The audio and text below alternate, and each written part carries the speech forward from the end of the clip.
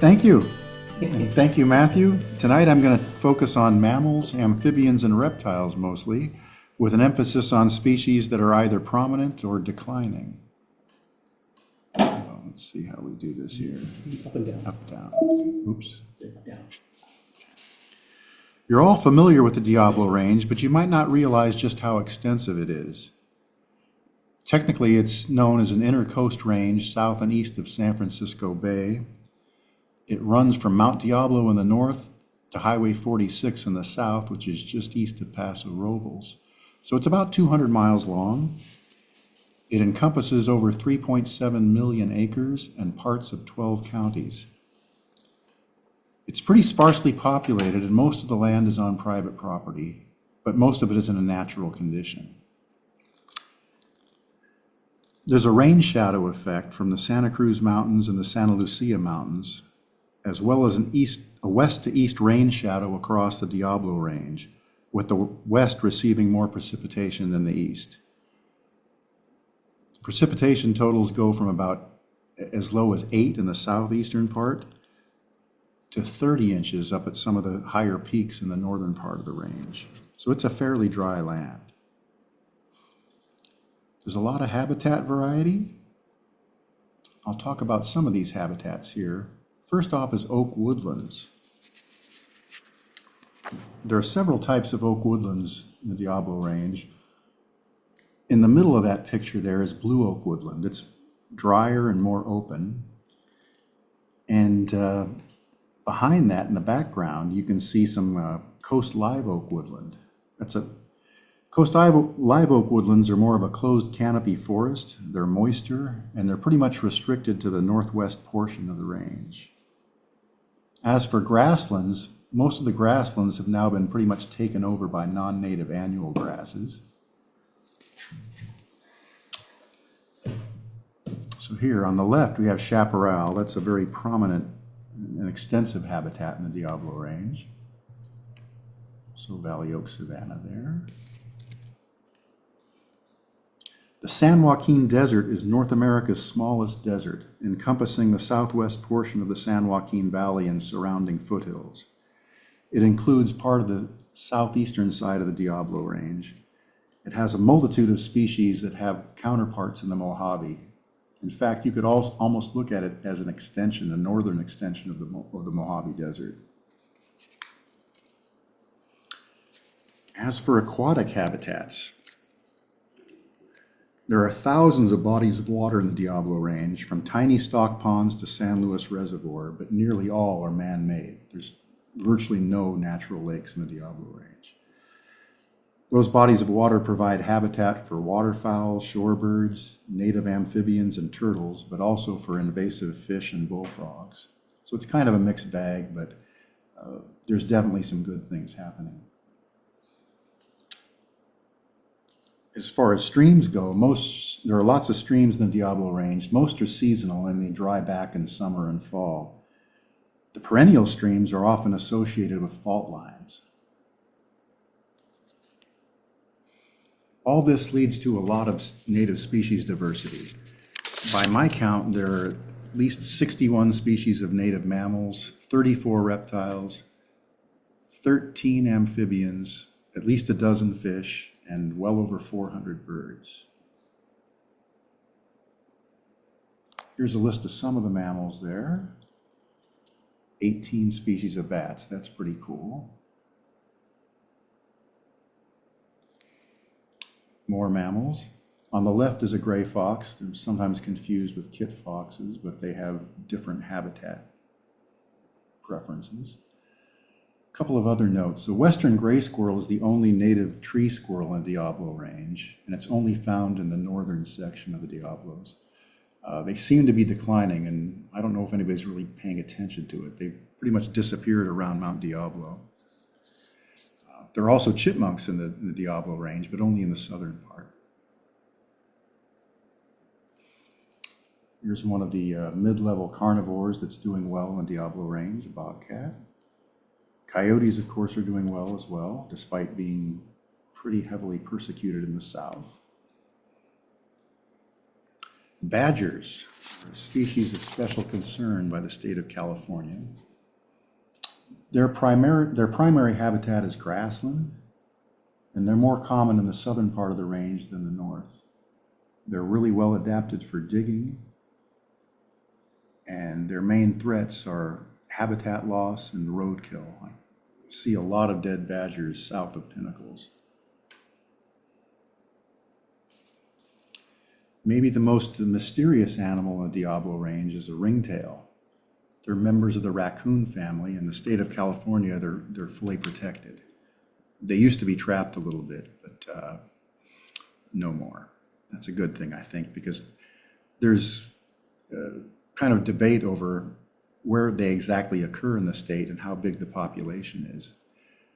They're trying to sort these things out right now, but there are historic records from the East Bay. And I've spoken over the years to at least a half a dozen people who gave really good testimony that they'd seen ringtails. In fact, a neighbor of mine had one on a camera trap. Now, they seem to be absent from Pinnacles, which a lot of people assume that they were present there because the habitat looks good. On the other hand, I'm pretty much convinced that they no longer exist, or they don't exist in Pinnacles. One of the reasons that they're hard to detect is that they're very arboreal. They tend to stay in trees quite a bit, and they're extremely nocturnal.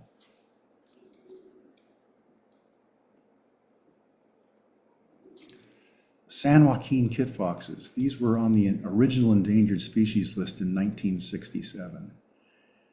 They're basically a desert creature, and they have certain habitat needs. They avoid slopes and hillsides. They do not like to be on, they don't like to climb mountains. So they're pretty much limited to foothills and valleys. They do not like to be around trees or brush of any kind, or even tall grass, so they like really open habitats. They rely heavily on burrows for shelter. They have a lot of things that, they have a lot of predators. They're only about 4 or 5 pounds, so there's not much to them. And coyotes, bobcats, golden eagles, you name it, all kinds of things go after kit foxes. They were formerly found in the East Bay and in the southern Santa Clara Valley in the outskirts of Hollister, and also in the Salinas Valley.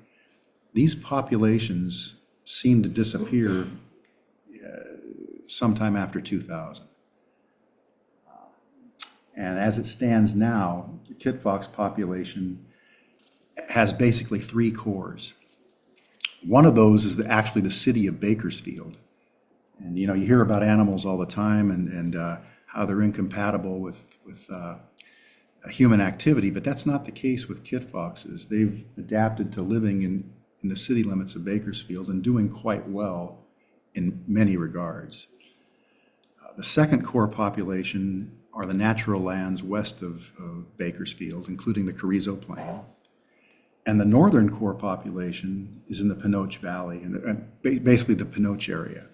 Some of these animals still make it up to close to Los Banos, but for whatever reason, they no longer occur in the East Bay. Kit foxes don't tend to live very long. They live about 4 years at tops. Like I said, they had a lot of predators, and young kit foxes, they disperse when they're about 5 or 6 months old, and they can move up to 40 miles from their natal den.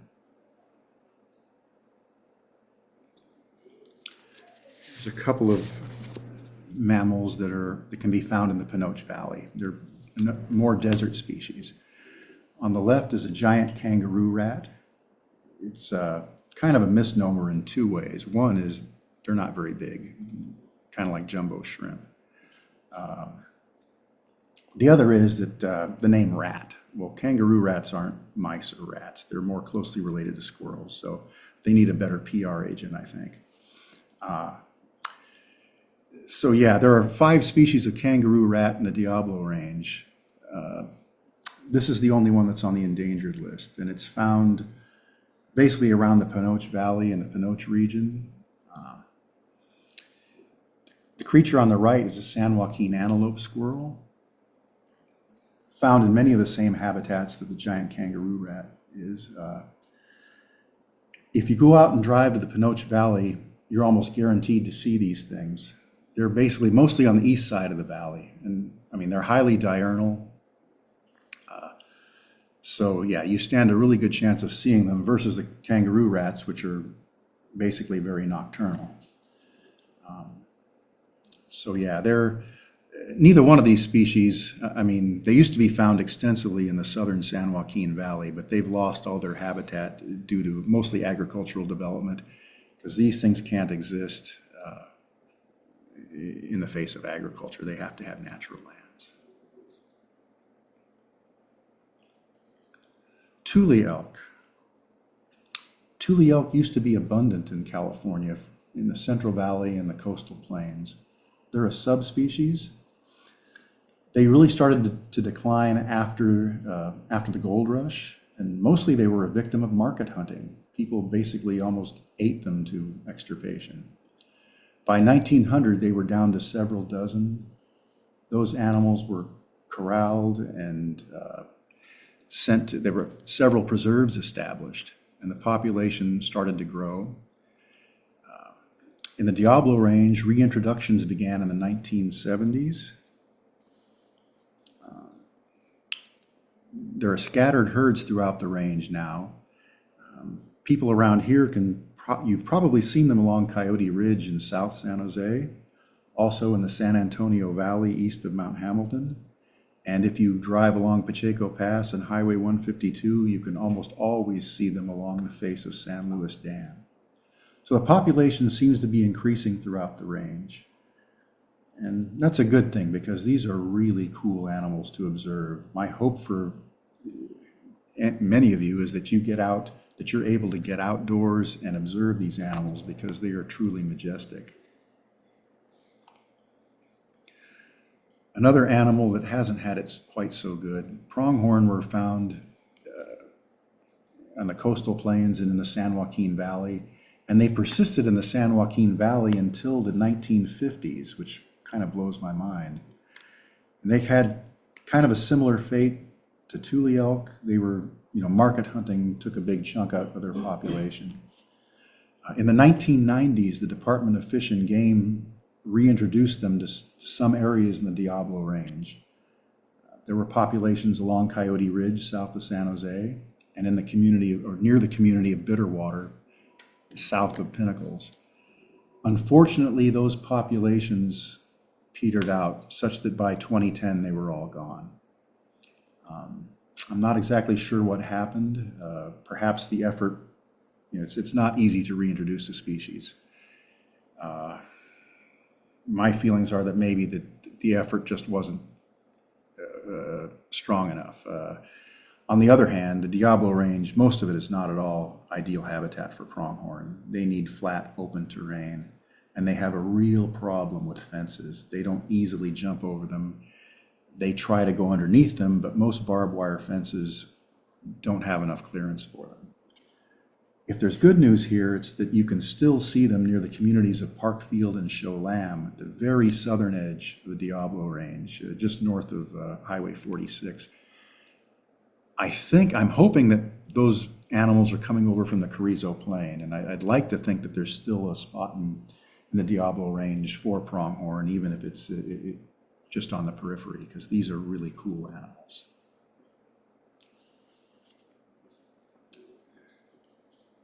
Mountain lions. They're the top of the food chain, and one of the premier species of the Diablo Range. What most people don't know anymore is that mountain lions were bountied by the state of California for a 56-year period between 1907 and 1963. During that time, bounty hunters killed over 12,000 mountain lions and made a serious dent in the state population, such that by 1960, there were not many mountain lions, certainly in the Diablo Range, but also even in the entire state. What happened next was pretty amazing. Just 12 years later, they were fully protected by the state of California. And they've been protected since 1972, for over 50 years now.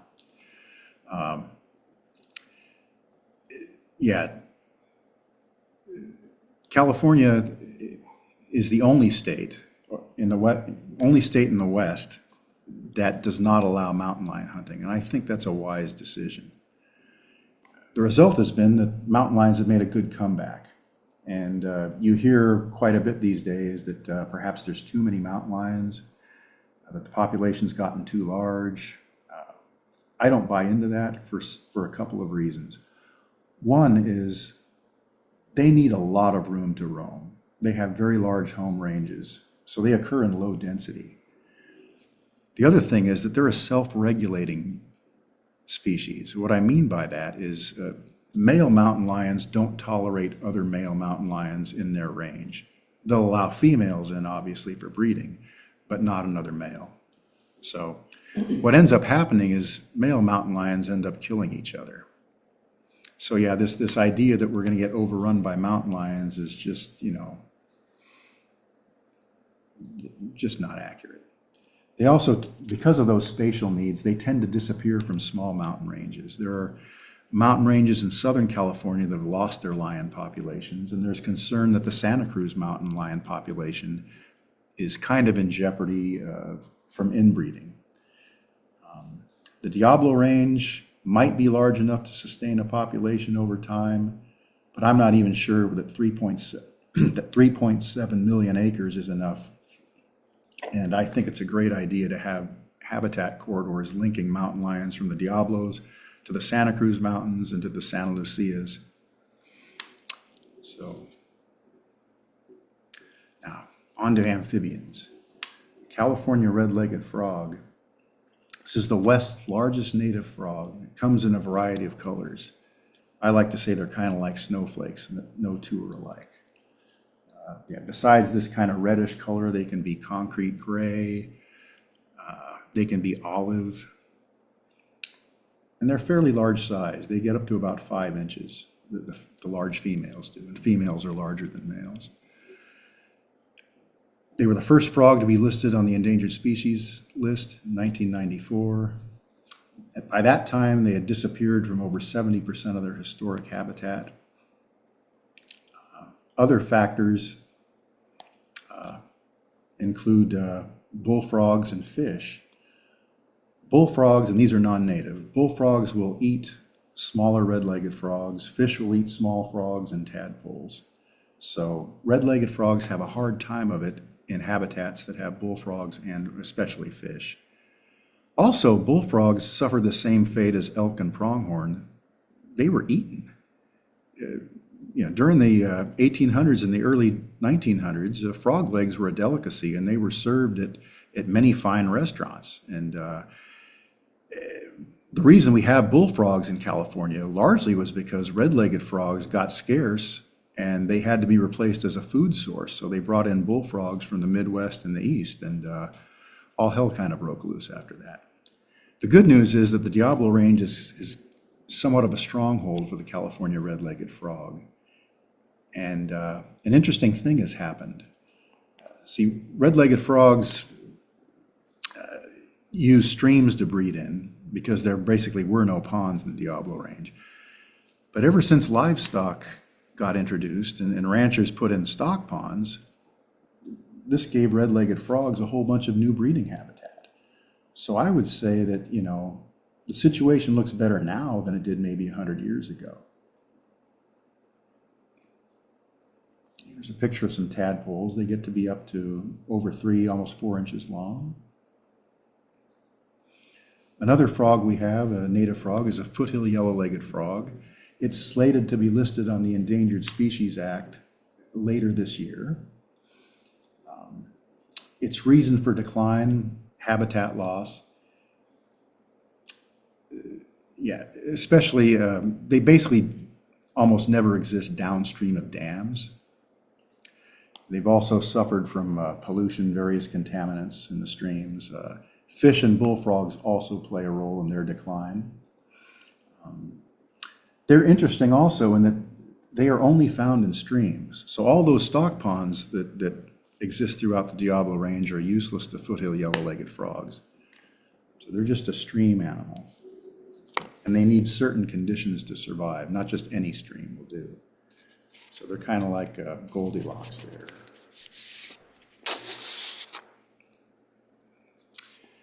California tiger salamanders. These are only found in California. They were listed as endangered in 2004. And I imagine they've probably formerly occurred throughout the Santa Clara Valley, but once the orchards went in, that pretty much sealed their fate. These days, I think they might still exist in some pockets of the valley floor in the South County, or maybe around San Martin and possibly even Coyote Valley.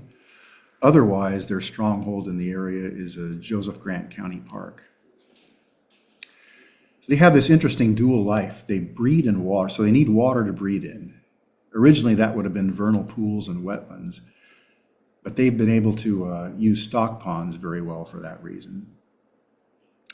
So yeah, they need to breed in water, but once they transform and get out of water, they're basically a land animal, and they spend about 90% of their lives in burrows. And the habitat they choose is kind of interesting. You'd think that they'd like this damp, moist, being a salamander, they'd like forests and such, but no, they don't like forests or chaparral. They like grassland or oak savanna. Yeah, here's what some of the larvae look like. They can get up to about 6 inches. They've got these nice feathery gills, tiny beady eyes. They're also able, once they get out of a pond, they've been tracked moving over a mile from the pond that they emerged from. That's pretty cool. They can also live to be 10 years old, which is quite long for. Here's an interesting story. On the left is a California newt. On the right is a yellow-eyed salamander. California newts are highly toxic. If you were to eat one, there's enough poison in it to kill you very quickly. Yellow-eyed salamanders aren't toxic at all, and they've evolved to be mimics of California newt. Now, these two species are both found only in the northern part of the Diablo Range, not in the south. Arboreal salamanders. These are found in coast live oak woodlands, but they've adapted really, really well to suburbs. And some of you have almost certainly had them in your backyards, I would say. The interesting thing about them is they have teeth. And you can see from this photo, this, by the way, I took all the photos in this presentation except this one. I had to get this from the internet. But once I saw those teeth on there, I knew I had to include it in there. Some other amphibians: western toad, spadefoot toad, chorus frog, and 4 species of slender salamanders. On to reptiles and western pond turtles. These are California's only native turtles. They're, when I say they're actually 2 species now, northwestern and southwestern, and conveniently, they both occur in the Diablo Range, the northwestern in the northern half and the southwestern in the southern half. They're also slated to be listed under the Endangered Species Act. That should be coming later this year, provided we have an Endangered Species Act. Their decline came through habitat loss, also eating. People were eating turtles also in the 19th century and the early 20th century, and quite a few of them went to market. Non-native species have also taken a toll on western pond turtles. They're, again, fish and bullfrogs. An adult turtle is pretty safe from that. They don't have anything to worry about from them. But a tiny turtle like the one in my hand there, that's like an Oreo to those, to a bass. They also have an interesting land-water dynamic. So they take to water. Of course, they're safe in water, especially in deep pools. But they need to feed in water. Physiologically, they cannot swallow food on land. So if you were to take one and put one in your backyard, it would eventually starve. But they also need land for nesting, and they need land for fall and winter habitat. So when the streams start to get low in water in the Diablo Range, the turtles head upland and they bury themselves under leaf litter, and they'll spend 6 months there. sometimes more. So they're present in most watersheds in the Diablo Range. And they can also live for 50 years if all goes well.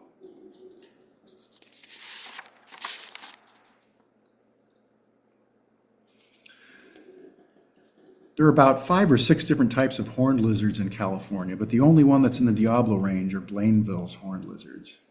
They're declining and they're a California species of special concern. That's not a great deal of protection, but one thing that it does protect is it protects them from being collected. Most of our lizards and snakes and amphibians can be, you can take them home and make pets out of them, and that's all legal. But you can't do it with this, and I think that's a good idea because these are very, very hard to keep.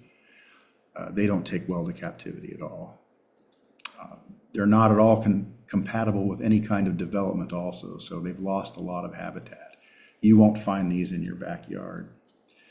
They have kind of a spotty distribution throughout the Diablo Range. They're found from the north and south through the length of the range, but they can be absent from some areas. And I think it might have a lot to do with the soil types because they need diggable soils, silt or sand. So these are creatures that spend their entire lives on the ground pretty much. They don't climb up whatsoever, like on fence posts or even on rocks. They're tied to the earth. Some of the places you can find them at Pinnacles, Henrico, Del Puerto Canyon, Mount Diablo, and some other areas too. They are masters of camouflage. They blend into the landscape amazingly. I've seen, just yesterday I saw a horned lizard. I've come across them at least 100 times in my life, and every single time it was because I was walking and I noticed one suddenly move right in front of the path that I was walking on. I never saw them before they saw me. So that's my advice to you, is keep your eyes on the ground maybe when you're in Pinnacles. Some lizards that I've had a chance to work with. Blunt-nosed leopard lizards. These have been on the endangered species list since its inception in 1967. They're endemic to the San Joaquin Valley. They have a counterpart, leopard lizards in the Mojave Desert. They're called, not surprisingly, long-nosed leopard lizards.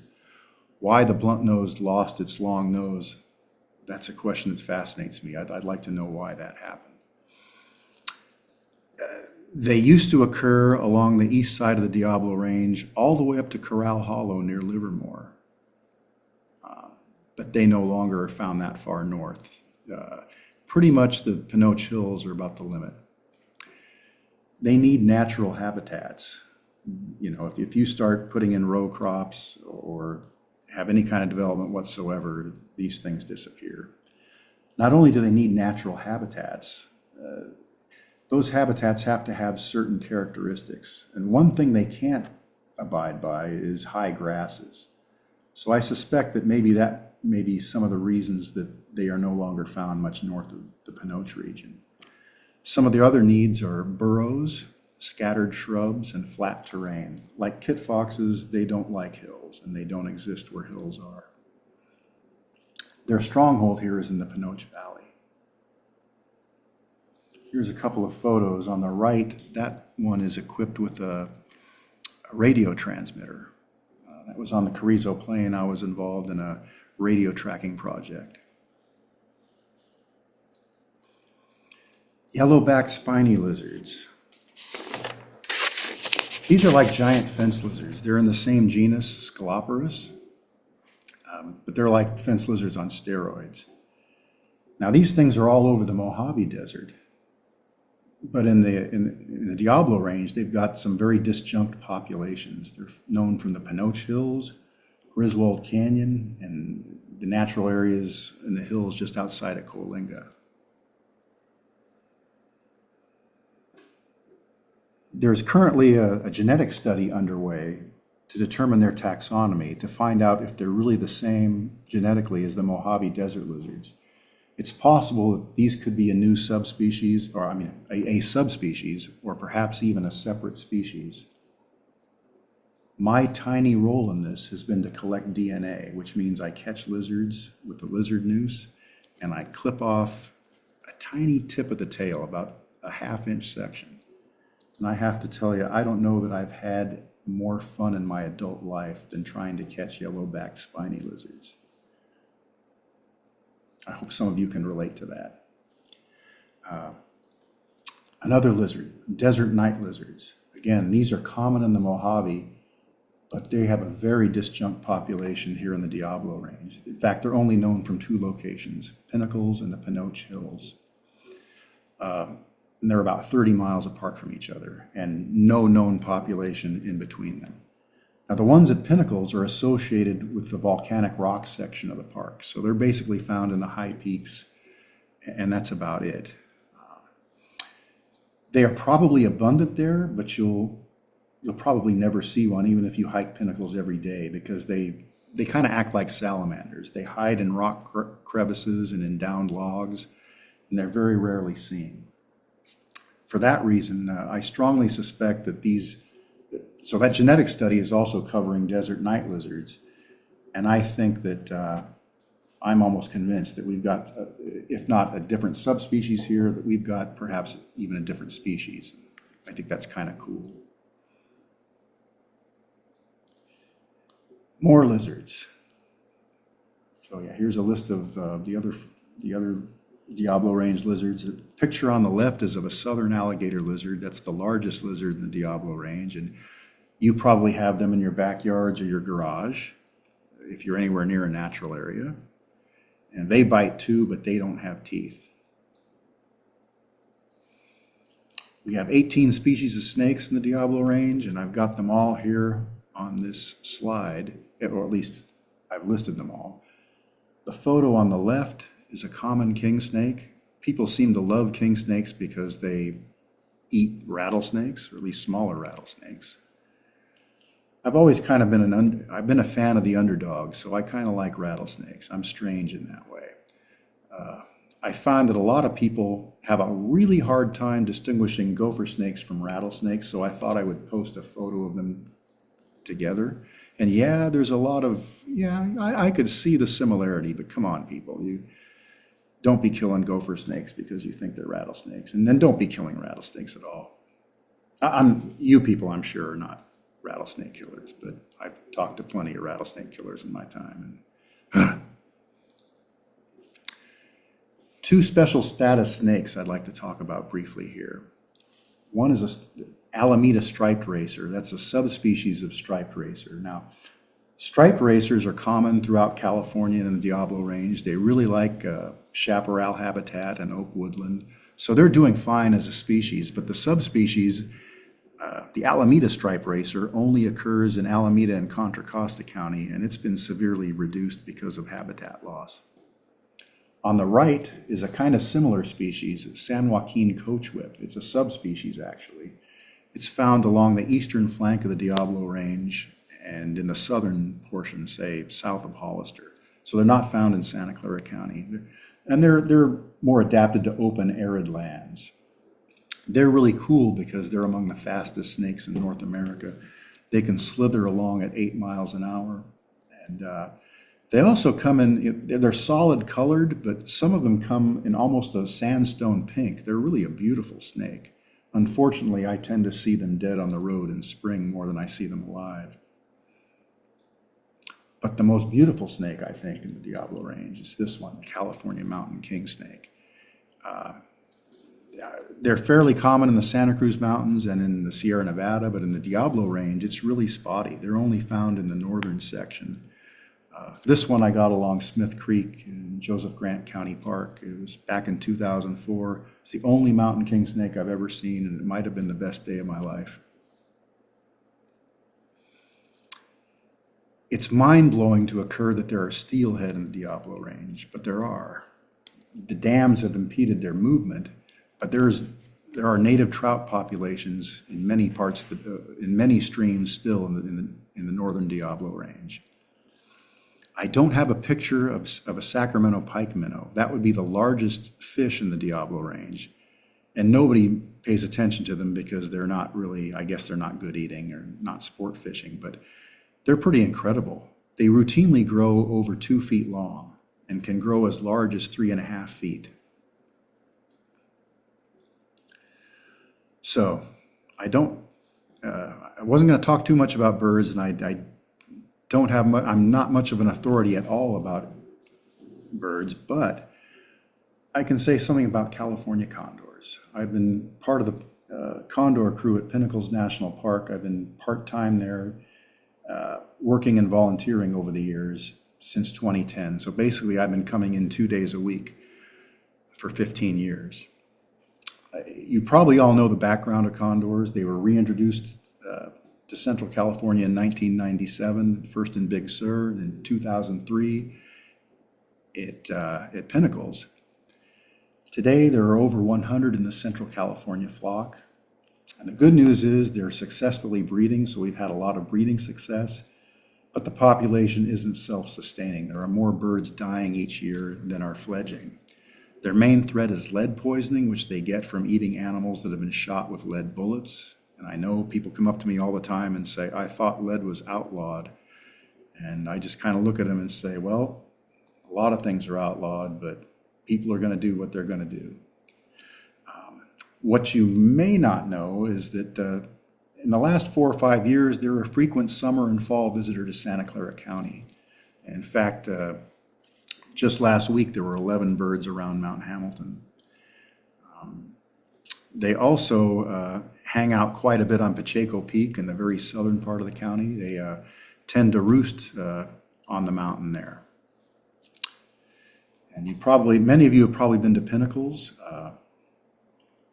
Hiking the High Peaks Trail, if you can make it up to the top, can be a wonderful experience. The best times of year to see condors at Pinnacles, and you could see them 12 months a year potentially, but the best times are January through April. And that pretty much coincides with the breeding season.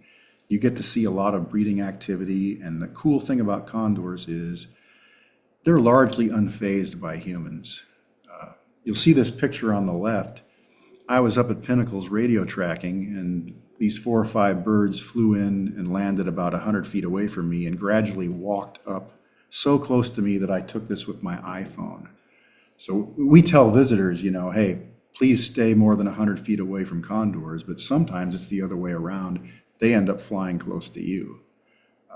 So it's just an incredible experience. I'm sure many of you have been up to Pinnacles and have seen condors, but these birds occasionally will fly within 10 or 15 feet overhead, and I've had people cry watching them. I've had people come from across the country to see them, and it's really inspirational to see the effect that they've had, their reintroduction has had on the area, and in human terms. It's been a great thing for the birds and for people. So, back in the day, David Letterman had a top 10 list. I'm trying to do that here with Diablo Range birds. So here's my top 10.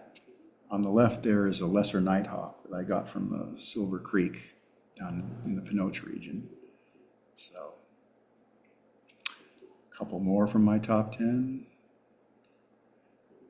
This picture on the left, those are Roadrunner tracks.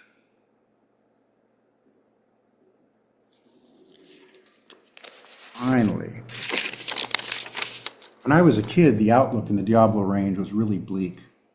Mountain lions, bald eagles, and peregrine falcons were disappearing, and nobody was talking about bringing elk, let alone condors. Today, though, there are beavers in the South Bay, East Bay, and in the Salinas Valley. There are river otters in the East Bay, the South Bay, and even in the Diablo Range in the Arroyo Hondo and Alameda Creek. A black bear was caught on a game camera on Pacheco Pass last June. And in 2021, amazingly, a wolf crossed the Central Valley from the southern Sierra Nevada and spent about a week in San Benito County. So I've always been kind of a glass half empty guy. But not all news is bad. In fact, there's a lot of good things going on, I think.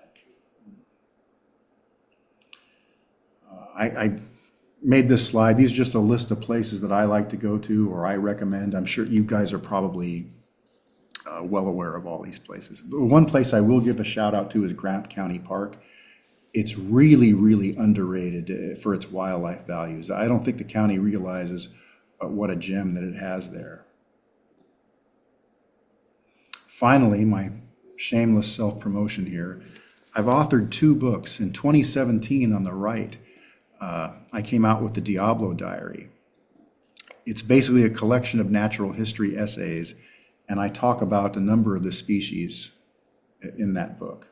That came out in 2017, and it's available on Amazon.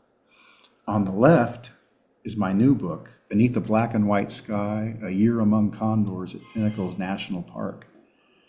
The subtitle pretty much tells it all.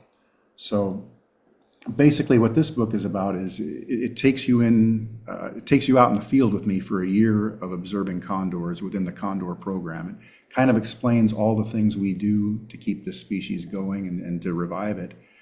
I highly recommend it. It's one of those books where if you're interested in condors, I think you'll really like it. But if you're not so interested in condors, you won't make it past the first chapter, because it's definitely for condor nerds. And it's available at Amazon too. Also at Henrico State Park Bookstore, and now at Pinnacles National Park Bookstore as well. So with that, I want to thank you. Thank you, Matthew, for all your help. And I guess we can open it up to questions. Is that what? Yeah, sure. I'm just gonna leave.